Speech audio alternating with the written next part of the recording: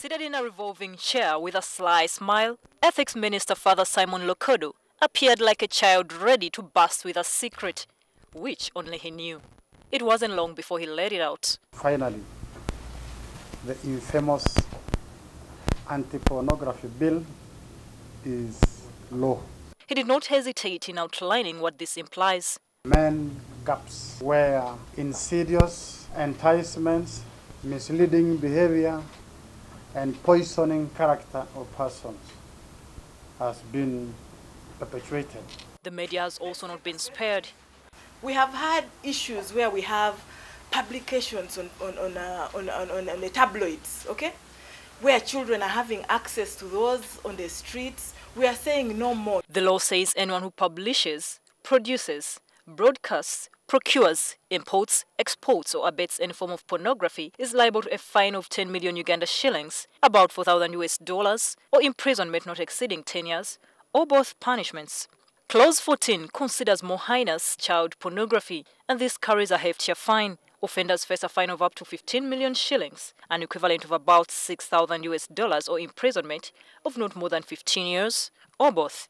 A warrant to search your premises will be issued if you're suspected to have pornographic material, including in computers. You'll be arrested as well, and obstruction will cause a fine of 5 million shillings, about $2,000, and you'll serve a jail term, or both. An internet service provider who fails to control pornography breaks the law and faces a fine of 5 million shillings, or up to 5 years in jail, or both. Pornography should be restricted, but there's a social media, especially WhatsApp. There are so many dirty videos that go across there. I don't know how they're going to do that, which would be like abolishing WhatsApp in Uganda, which is impossible. Very impossible, unless you, I don't know, China managed to abolish Facebook. But there is a part that is so overt, and it concerns women. Even though it's a general bill that describes all sorts of pornography, there are fears that this bill is mostly going to affect the women. Miriam Atembe, a women rights activist and a former ethics minister, asserts that the law is more oppressive in its treatment of women. To say that it is the law which is going to enforce morality and ethical values in this country is mixing things. And I see girls being the sufferers of this. And they will be raped. The police will arrest these young girls. They will take them in police cells. They will be raped. After all, we don't have prisons or cells for young people. But that's not really fair. Lokodo insists that the dress code has degenerated and should be checked, something Matembe, who has been victim before during Amin's regime, disagrees with. If you dress in such a way that you irritate the mind and excite the people, then you are badly dressed. Let me tell you this nonsense of enticing. I don't want to hear that nonsense of enticing, because one thing I know is that God made us different from animals. God gave us what they call self-control. You draw the attention of the other person outside there with a malicious, purpose of inciting and stimulating him or her into sex. These men out there who are sleeping with their children of 12 years, 6 years, 5 years, are they being enticed? Those boys who are raping their grandmothers and mothers, are they being enticed? By definition, the Act describes pornography as representation through publication, exhibition of a person engaged in real or stimulated explicit sexual activities, or representation of the sexual parts of a person for sexual excitement. The whole body of a person may be a sexual part, depending on who is saying sex.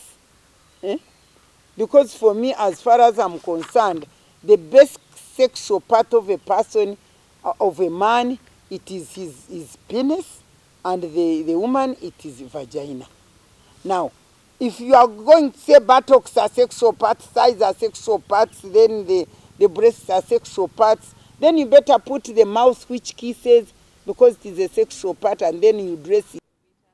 However, there are exceptions to what is considered pornographic, like teaching aids and other medical apparatus, and couples fulfilling their conjugal rights. So long as it is done, of course, behind walls. If it is in a cultural practice that is meant to expose the cultural beauty of that community, it's let to go. If you are in the beach, in sports, very often you are scarcely dressed, especially you ladies. He says that, in this case, if anyone loses track of the game, then it's their fault.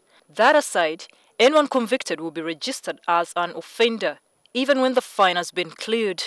Florence Salimba, NTV. Well, the reactions of the Anti-Pornography Act also came in fast from the lawmakers. Now, many do back the law.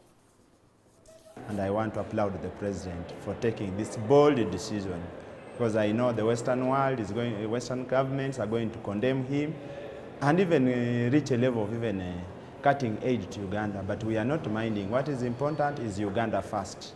We may be poor, we may be, but morally we will remain strong, and history will vindicate us. It is good. It's not necessary for us, the legislators, around our children or our sisters moving almost half naked just because the world is growing, there's modernity. I don't believe in modernity also coming with the dressing. So to me, I think the president is going by culture, which is good enough. But we should not also forget the .com era, whereby there should be freedom for, not really to expose going naked, but the minimum, determining the minimum miniskirt. It should be determined.